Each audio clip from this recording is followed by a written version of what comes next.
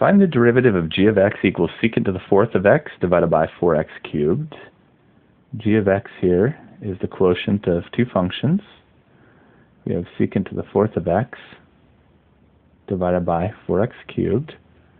And we will therefore make use of the quotient rule. But before we do that, let's rewrite that numerator. Remember that secant to the fourth of x means the secant first and then the fourth power. It's important to write it that way so that we know the order in which to take the derivative. It starts as a power rule since the power of 4 is on the outside of the secant of x there. Our overall derivative will be a quotient rule. So g prime of x will be the derivative of the numerator, which is going to start with the power rule, bring the 4 down, leave the inside alone, subtract 1 from the power, and then multiply by the derivative of the inside. And the derivative of secant is secant tangent.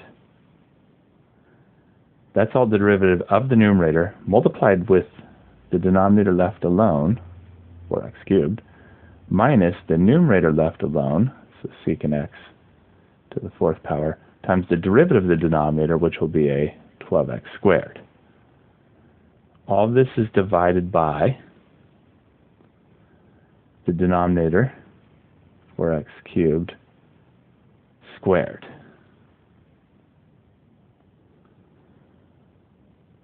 Now in the numerator, we're going to make it look a little nicer. I'm going to move the constant in the power function out to the front with that 4, so those 4's can multiply each other. That's a 16x cubed.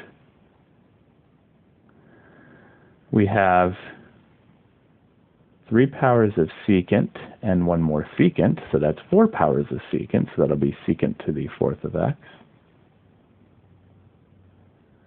And we have a tangent, so times tangent of x.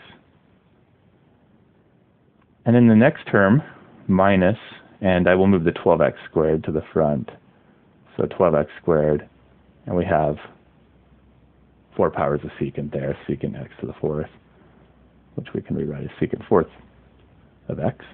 Now in the denominator, we're going to square a 4, that's a 16, and square the x cubed squared. You multiply the exponents there, so it'll be x to the sixth.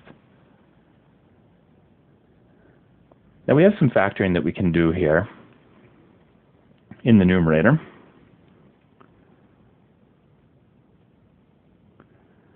For the constants, we can factor out, well, we have a 16 and a 12, so we can factor out a 4.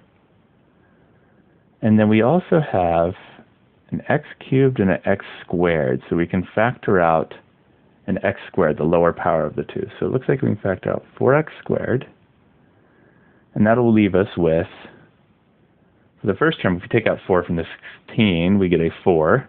X squared from the x cubed, we'll be left with an x. We have secant to the fourth of x and tangent of x left over. And then minus, and if we take a 4 from the 12, we will have a 3, and an x squared from the x squared, that leaves us no x's, and secant to the fourth of x. All of this is divided by 16 x to the sixth. We can now cancel down the 4 with the 16, that'll leave us 4, and the x squared with the x to the sixth, which will leave 4 of them left over in the denominator. Now in the numerator, we also have a secant to the fourth of x that can factor out, and so we will factor that out next. Secant to the fourth of x. Now if we take that out, that'll leave us with, well, it'll just remove it from each of these, so it'll leave us with 4x tan x and then minus 3. 4x tan x minus 3. All of this over, what's left in the denominator now is 4 x to the fourth. And there's our factored and simplified version of the derivative g prime of x.